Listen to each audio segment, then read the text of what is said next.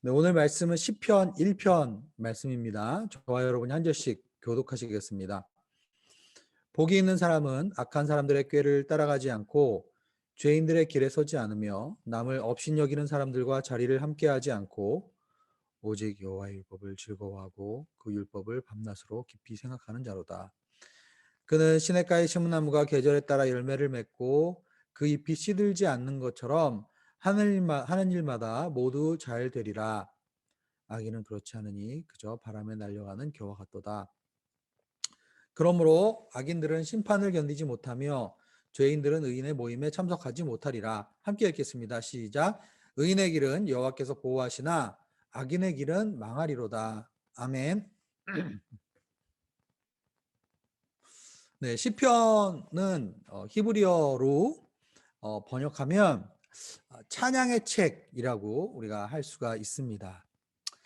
이스라엘의 여러 모임 가운데, 여러 집회 가운데 쓰여졌던 찬양의 노래들을 이제 모아서 편집한 책이라고 할 수가 있습니다. 찬양은 하나님의 사랑에 대한, 하나님의 말씀에 대한 우리 인간의 반응이라고 볼 수가 있습니다. 그래서 시편은 하나님의 말씀으로 다양한 상황 가운데 반응하는 우리의 인간의 모습들, 인간의 반응들이 나오죠. 그래서 하나님 앞에 기뻐 찬양하며 부르는 찬양시의 내용들도 있고, 또 슬픔과 고난 가운데 절규하면서도 그 가운데 하나님의 인도하심과 하나님의 선하심, 하나님의 신실하심을 믿는 그러한 탄원하는 탄원시의 내용도 나옵니다.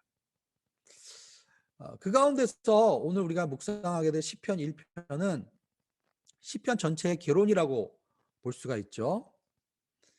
시편은 5가지 파트로 나눠져 있습니다. 5권의 찬양책들로 묶여져 있습니다. 그 중에 첫 번째 파트가 시편 1편부터 시편 41편까지입니다. 시편 1편은 시편 첫 번째 권, 첫 번째 파트에 또한 이제 소개하는 핵심 역할을 하는 그런 책이기도 하죠. 자, 그러면 이 시편 첫 번째 파트의 핵심은 무엇인가? 어떠한 인생의 고난과 역경 가운데서도 하나님의 사람은 율법을 마음에 새기고 그리고 그것을 순종함으로 나아가야 한다라는 그러한 내용이라고 볼 수가 있습니다. 자, 그러면 오늘 시편 1편 1절의 말씀을 한번 같이 보시도록 하겠습니다. 복이 있는 사람은 악한 사람들의 꾀를 따라가지 않으며 죄인들의 길에 서지 않으며 남을 업신여기는 사람들과 자리를 함께하지 않고 라고 이야기합니다. 행복한 사람은 어떤 사람인가? 복이 있는 사람은 어떤 사람인가? 그 개념을 설명할 때 처음에 그 개념이 아닌 것을 가지고 그 개념의 내용을 좀 더 가깝게 생각해 볼 수 있도록 우리에게 이야기를 해주고 있습니다. 특별히 악한 사람들이 어떠한 삶을 살고 있는가? 3개의 동사가 나오죠. 한글 성경으로는 따라가지 않으며, 서지 않으며, 앉지 않으며 이런 얘기인데요.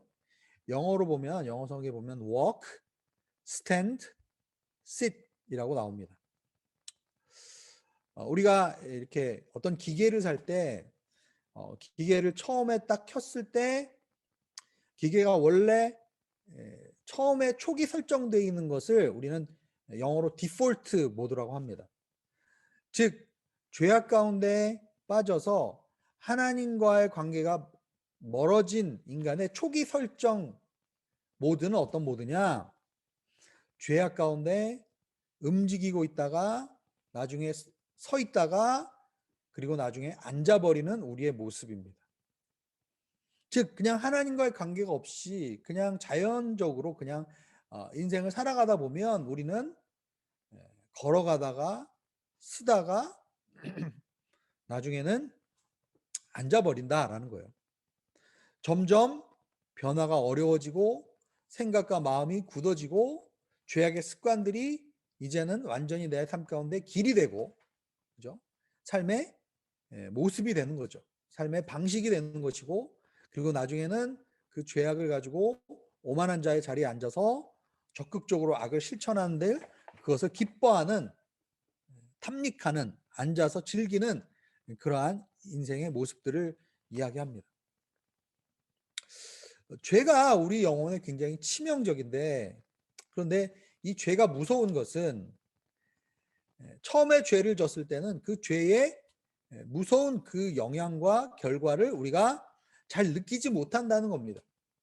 마치 우리가 중병에 걸렸는데 이 중병을 처음에 우리가 초기에 잡아내고 초기에 우리가 발견하면 그것을 빨리 치료할 수가 있는데, 이 질병들이 무서운 게 뭐냐면 초기에 이것을 우리가 잘 자각하기가 어렵다라는 거죠. 그래서 이 질병을 우리 안에서 계속 키우다가 나중에 병이 도무지 고칠 수 없는 심각한 수준에 이르러서야 몸에서 통증이 나타나기 시작한다는 거예요.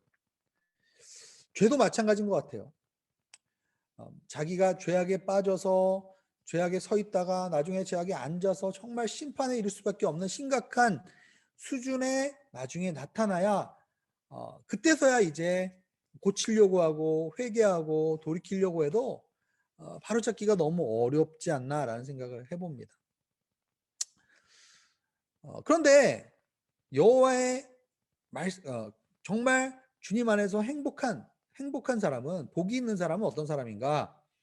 2절에 보면 여호와의 율법을 즐거워하고 그 율법을 밤낮으로 묵상하는 자로다. 깊이 생각하는 자로다. 묵상이라는 단어가 우리 큐티 베이직에서 이미 배웠지만 소리내어 읊조린다라는 뜻이라고 말씀드렸어요. 여호와의 율법을 즐거워하여 그 율법을 주야로 묵상하는 자로다. 여러분, 우리가 율법을 어떻게 즐거워할 수 있습니까? 사실 하나님의 말씀에 나온 법은 죄악된 우리의 본성과는 충돌되는 경우가 많습니다. 그래서 우리는 우리의 죄악된 본성으로는 여호와의 율법을 즐거워할 수가 없어요, 기본적으로. 그래서 우리의 심령 가운데 우리가 안에 가난한 심령이 생기고, 그리고 애통해야 하는 자가 되어서 주님 앞에 나아가 부르짖고 주님을 찾고 주님 앞에 나의 이 영혼의 심각한 상태에 대해서 주님께 아뢰고 주님의 도우심을 구하면서 우리는 주님의 무조건적인 용서하시는 사랑, 자비와 긍휼이 풍성하신 그 하나님을 우리의 인생의 여정 가운데 만나는 겁니다. 성경에서는 이러한 자비의 사랑을, 하나님의 성실하신 사랑을, 실망시키지 않는 하나님의 사랑을 우리는 헤세드의 사랑이라고 얘기합니다. 인애의 사랑이라고 이야기합니다. 성실하신 그 주님의 사랑. 즉 여호와의 율법을 즐거워하기 위해서는 그 이면에 여호와의 사랑을 우리가 느껴야 하고 여호와의 은혜를 느껴야 하고, 그리고 그 여호와의 은혜와 사랑을 느낀 자는 그가 걸어가는 그 인생의 여정길이 힘들지 않아요.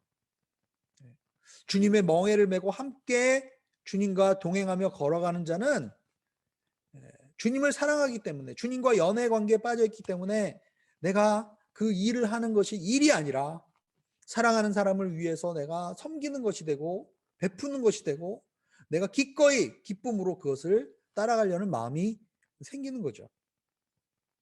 결국은 여호와의 율법을 즐거워한다는 것은 은혜가 전제되지 않으면 할 수 없는 일입니다. 그리고 여호와 앞에 복 있는 자는 아침 저녁으로 여호와의 말씀을 깊이 생각한다라고 이야기하고 있습니다. 묵상한다라고 얘기하고 있어요. 요즘에 JDS 우리가 많은 분들이 JDS 50명이 넘는 우리 성도님들이 JDS를 하고 있는데, 이 JDS 숙제 중에 저널링이 있습니다. 첫 주에 노트를 두꺼운 걸 나눠드렸더니 많은 분들이 굉장히 부담스러워 하셨어요. 이 노트를 다 채워야 된단 말인가? 네. 그런 의미에서 노트를 드린 것은 아닙니다. 그렇지만 아침과 저녁에 하나님의 말씀으로 하루를 시작하고 하나님의 말씀으로 하루를 마무리하는 거죠.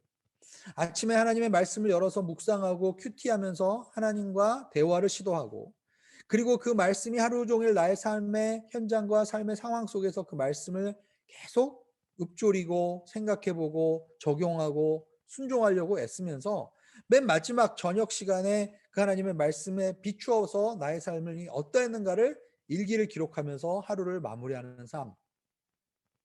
즉 말씀을 가지고 하루 종일 생각하면서 주님과 대화하면서 주님께 어떻게 내가 살아가야 할지를 물으면서 하루를 살아가는 삶. 그러한 하나님과의 깊은 만남과 인격적인 교제와 동행의 삶이 있을 때 우리는 주님의 사랑을 삶의 현장 가운데 느끼게 되고, 그렇기 때문에 주님의 말씀을 기뻐하고 그리고 주님과 함께 가는 그러한 삶의 여정이 되는 거죠. 즉 복이 있는 사람은 하나님의 말씀을 이렇게 하루의 일련의 과정 속에서 깊이 마음속에 새기는 그런 사람입니다. 제가 이번에 맞춤 큐티 베이직을 하면서 같이 이제 맞춤 큐티 베이직 하시는 분들에게 이렇게 말씀드렸어요. 큐티 베이직의 목적은 말씀을 잘 깨닫는 것도 아니고, 우리가 아직 말씀을 깊이 묵상해 본 적이 없던 분들은 말씀의 내용들을 다 이해하기가 어렵습니다. 때로는 묵상하다가 그 의미를 잘 모를 수도 있고 깨달아지지도 않고 이게 무슨 소리일까라고도 생각하면서 그냥 성경책을 큐티책을 덮을 수도 있어요. 중요한 것은 큐티를 통해서 우리는 하나님의 말씀을 내 마음에 깊이 새겨야 한다. 그러니까 하루 종일 큐티를 생각하면서 그날 저녁에 말씀이 내 마음속에 남아 있어야 되고 기억이 나야 하고 그 말씀의 채취가, 그 말씀의 향기가 내 마음속에 머물러 있어야 된다는 거죠. 그런 사람은 어떤 사람인가? 3절에 보면 그는 시냇가에 심은 나무가 시절을 쫓아 과실을 맺으며 그 잎사귀가 마르지 않는 것처럼 그가 하는 모든 일이 다 형통하다라고 얘기합니다. 정말 하나님의 사람은 어떤 사람인가? 시냇가에 심기운 나무. 시냇가에 심기운 나무. 여러분, 시냇가에 심기운 나무는 분명히 의도성이 있습니다. 분명히 나무가 잘 크고 성장하려면 사막 쪽에다가 나무를 심으면 안 되죠. 시냇물이 있는 쪽에 나무를 심어야 합니다. 우리의 삶도 마찬가지죠. 영적으로 하나님의 은혜를 구하고 의도적으로 하나님께 계속적으로 구하며 하나님의 은혜를 구하며 나아가는 삶이 필요합니다. 은혜가 있는 쪽에 가서 내 삶을 이제 드리려고 하는 거죠. 소돔과 고모라의 아브라함의 조카 롯이 갔어요. 그러나 그의 의로운 심령이 이 소돔과 고모라에서 상했다라고 얘기하고 있습니다. 하나님의 은혜가 있는 쪽, 하나님의 은혜를 구하는 삶, 하나님의 은혜가 있는 쪽에 나의 영혼을 심고 그곳에 의도적으로 가려고 해야 하는 삶이죠. 그런데 그 시냇가에 심은 나무는 계절에 따라서 열매를 맺을 때까지 잎사귀가 시들지 않는 삶을 살아야 된다는 겁니다. 즉 무슨 얘기입니까? 분명히 계절이 바뀌어도 나무를 처음에 심으면 열매가 맺어지지 않습니다. 계절의 바뀜에 따라서 그 나무는 계속 그곳에 머물러 있어야 하고 그리고 열매가 맺어질 때까지 기다려야 합니다. 즉 의도적으로 주님께 나아가고자 하는 은혜를 구하는 삶과 그리고 하나님 앞에 내가 은혜로 나아갔으면 그때서는 하나님께서 나의 삶에 역사하시고 임재하시고 또한 일하실 수 있도록 나를 내어드리고 기다리는 그러한 시간이 또한 필요하다는 거죠. 잎사귀가 마르지 않고 열매를 맺습니다. 모든 일마다 형통합니다. 이게 무슨 얘기입니까? 영어로 보면 whatever they do prospers라고 얘기합니다. 뭘 하든지 다 번영한다, 번성한다라는 그런 뜻입니다. 여러분, 크리스찬이 일이 잘 된다라는 것은 무엇입니까?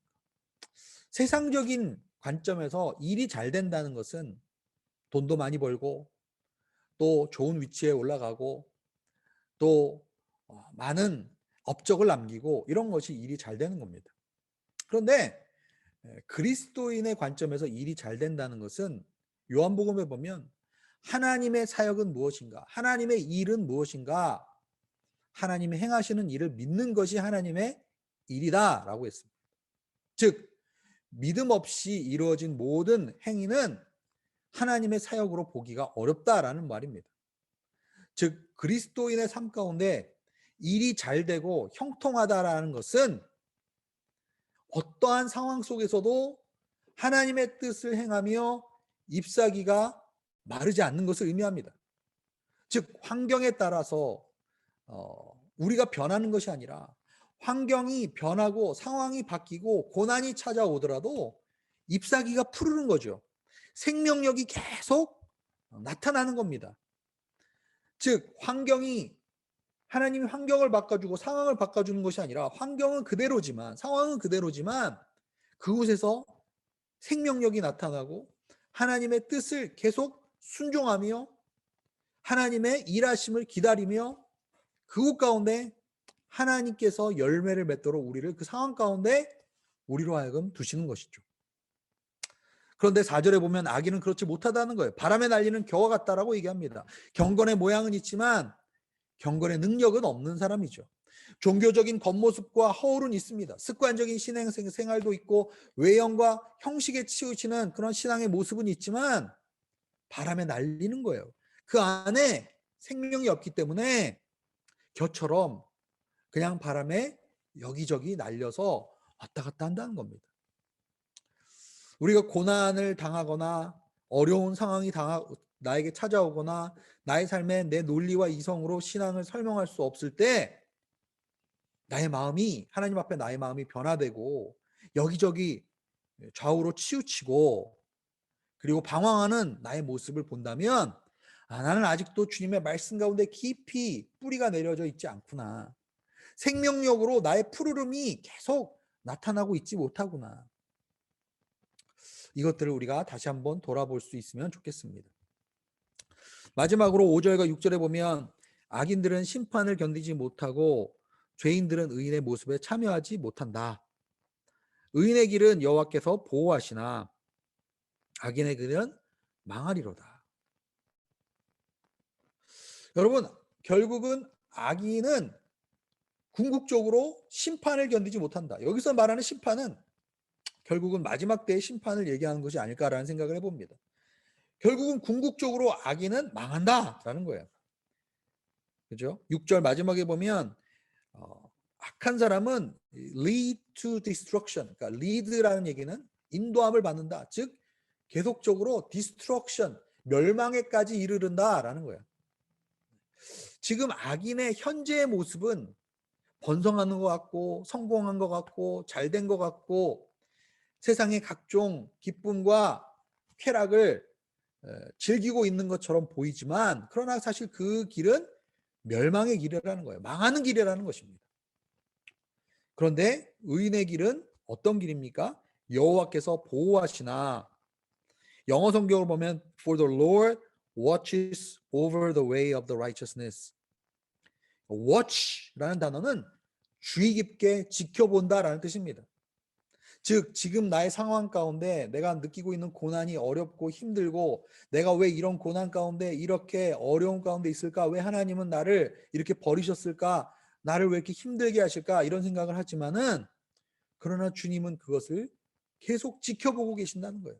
내가 느끼지는 못하고 내가 이해하지는 못하고 때로는 내가 잘하고 있는지 또 내가 이렇게 사는 것이 맞는지 이렇게 궁금하고 고민되고 방황할 때도 있지만은 그러나 하나님의 말씀에 붙어 있고 열매 맺는 제자의 삶을 살기를 원하는 사람의 삶 가운데는 여호와께서 그것을 계속 지켜보고 계신다는 거예요.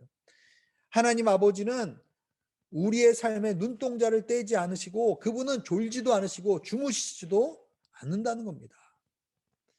결국은 의인의 결국은 어떻습니까? 악인의 길은 결국 멸망하는 거예요. 망하는 거죠. 심판에 이르게 되는 겁니다. 그러나 의인들은 결국은 5절에 보면 의인의 모임에 들어가게 될 것입니다. 의인들은 결국 하나님이 모으시고 악인들은 흩으시게 됩니다. 결국은 주님의 마음으로 말씀으로 주님의 사랑으로 하나님의 말씀을 깊이 마음속에 새기고 순종하며 여호와의 길을 걸어가는 사람, 푸르름을 잃어버리지 않는 사람, 결국 삶 속에서 열매를 맺는 하나님의 사람들은 주님께서 인정하시고 주님께서 지켜보시고 때로는 고난과 아픔과 또한 상처와 여러 가지 어려움들이 있다 할지라도 결국은 주님의 인정을 받게 되고 그리고 하나님의 의인의 회중 가운데 마지막 때 열방의 하나님의 그 보좌 앞에 우리는 다 모이게 될 것입니다. 그러나 인간적인 그러한 생각과 쾌락과 죄악 가운데서 세상의 기쁨과 세상의 그런 가치들을 쫓고 추구했던 사람들은 결국은 멸망의 길로 걸어가고 있고, 결국은 그 사람들은 모이지 못할 것이다, 흩어지게 될 것이다, 망하게 될 것이다 라는 것을 우리에게 말씀해 주고 계십니다. 오늘 주시는 하나님의 말씀을 우리가 생각하며 함께 기도하며 나가겠습니다. 나는 환경의 지배를 받지 않고 믿음 안에서, 말씀 안에서 신앙의 푸르름을 유지하고 있는지 돌아보며 주님께 물으며 나아가게 하여 주시옵소서. 하나님의 말씀으로 하루를 시작하고 끝맺게 하여 주시옵소서.